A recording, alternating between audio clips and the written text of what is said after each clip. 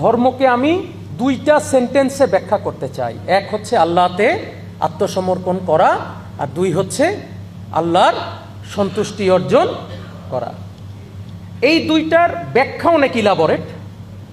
আল্লাহতে আত্মসমর্পণ করার ব্যাখ্যা হচ্ছে একরকম, শুধু আমি আল্লাহকে মানি এইটা আত্মসমর্পণ করা না, তাই না?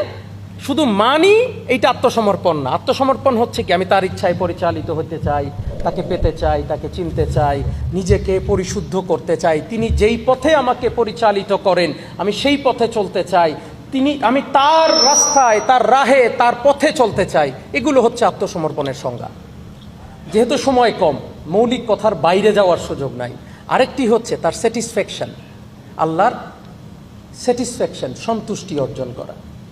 আল্লাহর সন্তুষ্টি অর্জন করার জন্যে ওয়ান অফ দ্য বড় মাধ্যম হচ্ছে, একটি বড় মাধ্যম হচ্ছে নবী মুহাম্মদ মুস্তাফা আহমদ মুস্তফা সাল্লাল্লাহু আলাইহি ওয়াসাল্লামকে ভালোবাসা এবং তাকে অনুসরণ করা।